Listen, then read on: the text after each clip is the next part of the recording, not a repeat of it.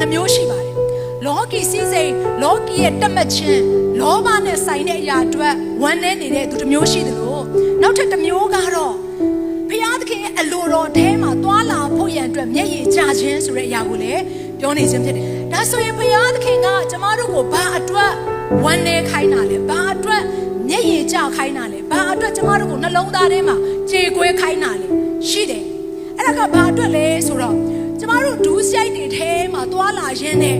အဲ့ဒီဒူးစိတ်ထဲမှာပျော်မွေ့ပြီးတော့မှဖျားသခင်နဲ့ပတ်သက်လာရင်ခံစားချက်မရှိတော့တာဖျားသခင်နဲ့ပတ်သက်လာပြီဆိုရင်တော့တခုခုဒူးစိတ်လှုပ်လိုက်ရင်တော့မှနောင်တစိတ်မရှိတော့တဲ့အခြေအနေဆိုတာရှိတယ်ဒါကြောင့်ဒီနေ့ဖျားသခင်ကကျမတို့ကိုတတိပေးနေတဲ့အရာတစ်ခုကဖျားသခင်နဲ့ပတ်သက်လာရင်မငိုခဲ့တာဘယ်လောက်ကြာပြီလဲဖျားသခင်နဲ့ပတ်သက်လာရင်စိတ်အားကြီးခြင်းရောခဲ့တာဘယ်လောက်ကြာပြီလဲဖျားသခင်ရဲ့အလိုတော်နဲ့ပတ်သက်လာလို့ရှိရင်ကျမတို့နှလုံးသားထဲမှာချုပ်တီးခဲ့တာဘယ်လောက်တောင်ကြာခဲ့ပြီလဲဆိုတဲ့အရာအဖြစ်ဒီနေ့နှုတ်ကပတ်တော်ကကျမတို့ကိုစကားပြောမှာဖြစ်တယ်ဟာလေလုယာဘာကြောင့်လဲဆိုကျမတို့ရဲ့အသက်တာထဲမှာအဲ့နောင်တဆိုတဲ့အရာမရတဲ့၍ဖျားသခင်ကကျမတို့ကိုကယ်တင်ပေးလို့မရဘူးအဲ့ဒါအရေးကြီးတယ်ညီကောင်မတို့တခါတည်းကျမတို့ကနောင်တဘာဖြစ်လို့ရမှာလဲဒါကငါကနော်နောင်တရဖို့လူဖြစ်လာတာမဟုတ်ဘူးတို့ငါကောငါပိုင်တယ်တို့ငါစိတ်ကြိုက်ငါအသက်ရှင်လိုက်တော့မယ်ဆိုတဲ့နှလုံးသားထိုစိတ်တဘောရှိသွားပြီဆိုရင်ကျမတို့အသက်တာထဲမှာဖခင်အလုတ်လုတ်လို့မရတော့အသိကြောက်ဖို့ကောင်းတယ်အဲ့တော့အလိုတော်နဲ့ညီတော်ဝမ်းနေခြင်းဟာနောင်တဖြစ်တယ်အင်္ဂလိပ်လိုဆို repent Greek လိုဆိုလို့ရှိရင် metanoia ပြီးတတ်တာဖြစ်အောင်ထွက်ထားပါတယ်နော်metanoia အဲ့တော့ matter ဆိုတဲ့အဓိပ္ပာယ်ကပြောင်းလဲခြင်းနောက်ပြန်လှည့်ခြင်းဆိုတဲ့အဓိပ္ပာယ်ဖြစ်ပြီးတော့ noia ဆိုတဲ့အဓိပ္ပာယ်ကအတွေးအခေါ်စိတ်နှလုံးကိုပြောခြင်းဖြစ်ပါတယ်ဒါကြောင့်လူတစ်ယောက်ကနောင်တရတယ်လို့ပြောပြီးဆိုလို့ရှိရင် तू ကအကျင့်မပြောင်းခင်အတွေးခေါ်ပြောင်းတယ် Come on ကျမတို့ရဲ့စိတ်နှလုံးဖျားစီကိုပြန်လှည့်ဖို့ရန်အတွက်ဆုံးဖြတ်ချက်ချလိုက်ခြင်းကိုနောင်တရတယ်လို့ခေါ်တယ်တချို့သောသူတွေကနောင်တရတယ်လို့ပြောပေမဲ့လုတ်ပြီးသားဒူးဆိုင်ကိုထက်ခါတလဲလဲပြန်ပြီးတော့မှဖျားသခင်အရှိမလူအရှိမလုံနေခြင်းကစစ်မှန်တဲ့နောင်တသူ့ရဲ့အထဲထဲမှာမရှိသေးလို့ဖြစ်ပါတယ်ဒါကြောင့်မလို့ဒီ metanoia ရဲ့အဓိပ္ပာယ်ကစိတ်နှလုံးအတွေးခေါ်ပြောင်းလဲခြင်းသို့မဟုတ်လမ်းကြောင်းပြောင်းခြင်းဆိုတဲ့အဓိပ္ပာယ်ရပါတယ်ဒါကြောင့်မလို့ဒီနေ့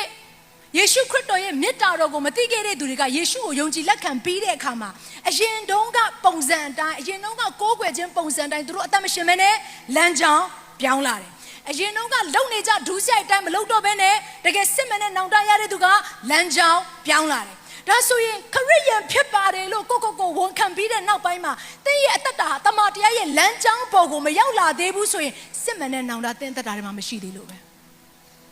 ဖခင်ရှိမှာ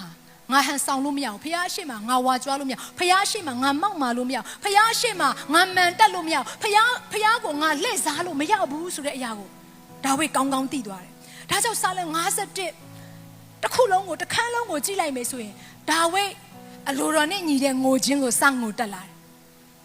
ဖခင်ရဲ့အရှိမသူ့ရဲ့ဒူးဆိုင်အပြစ်တွေမျက်ရည်ကျတက်လာတယ်ဖခင်သူ့ကိုကောင်းကြီးပေးခဲ့တဲ့အရာတွေကိုသူတန်ဖိုးမထားခဲ့ဘူးဆိုတဲ့နောင်တဆိုတဲ့မျက်ရည်တွေစပြီးတော့ကျတက်လာတာဖြစ်တယ်ဒါလေးကိုသတိရစေချင်တယ်ကိုယ့်ရဲ့မိသားစုထဲမှာကိုယ့်ရဲ့အသက်တာထဲမှာတစုံတစ်ခုဖယိုဖယဲဖြစ်နေတယ်ဆိုရင်အမြဲတမ်းသတိရပါ spiritual နဲ့ directly related ဖြစ်နေတယ်ဆိုလိုတဲ့အရာကဝိညာဉ်ကြီးရနဲ့တိုက်ရိုက်အချိုးကျနေတယ်ဆက်နွယ်မှုရှိနေတယ်ဒါကြောင့်မိသားစုထဲမှာဖြစ်ပျက်နေတဲ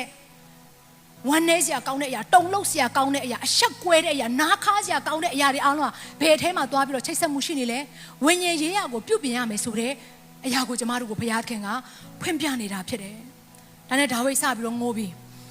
အခက်ငယ်ဆက်ခွန်ကိုရောက်တဲ့အခါမှာကိုရောကျွန်တော်ကိုမျက်မှောက်တော်တွေကမနှင်ထုတ်ပါနဲ့ကိုရဲ့တန်ရှင်သောဝိညာဉ်တော်ကိုကျွန်တော်ရဲ့အထဲထဲမှာပေးပါဘာလို့ဆိုအဲ့ဒီအချိန်တုန်းကနော်ယေရှုခရစ်တော်မစင်ကြွလာသေးတဲ့အတွက်ကြောင့်တန်ရှင်သောဝိညာဉ်တော်ကလူတွေရဲ့အထဲမှာအမြဲတမ်းမနေဘူးအဲ့ဒီလူကဒူးဆိုင်လုံးသူကထွက်သွားအောင်တိုးတော့အခုယေရှုခရစ်တော်ရဲ့အပြစ်ခွင့်လွှတ်ခြင်းအပြင်ကျမတို့အထဲထဲမှာဝိညာဉ်တော်ဘုရားကနေပေးတာဖြစ်တယ်တိုးတော့ဝိညာဉ်တော်ဘုရားအထဲထဲမှာနေရတဲ့နဲ့ဒီခန္ဓာကိုယ်ကြီးကိုဘာဖြစ်လို့ပြည်တစားအဖြစ်ကျမတို့အသုံးပြုမလဲဒူးဆိုင်လက်ထဲကိုကျမတို့ဘာဖြစ်လို့အမလဲကျမ်းစာထဲမှာဒီလိုပြောထားမင်းတို့ရဲ့ကိုယ်ခန္ဓာဟာတဲ့ခရစ်တော်ရဲ့အင်္ဂါဖြစ်တဲ့အတွက်ကြောင့်မလို့ခရစ်တော်ရဲ့အင်္ဂါကိုဘာဖြစ်လို့ဒူးဆိုင်လှုပ်ဖို့ရန်အတွက်မင်းတို့အသုံးပြုကြတယ်တဲ့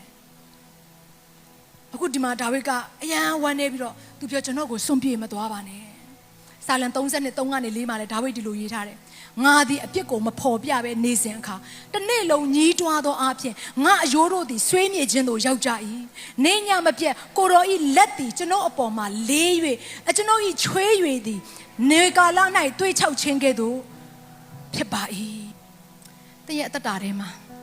ဒုစရိုက်နဲ့ပတ်သက်ပြီးတော့မှလှုပ်ဆောင်ပြီးနောင်တမရဘဲနဲ့မျက်ရည်ခိုင်ခဲ့တာဘယ်လောက်ကြာပြီလဲဒါမှမဟုတ်ကျွန်တော်ဘာအပြစ်မှမလုပ်ဘူးကျွန်တော်မှန်တယ်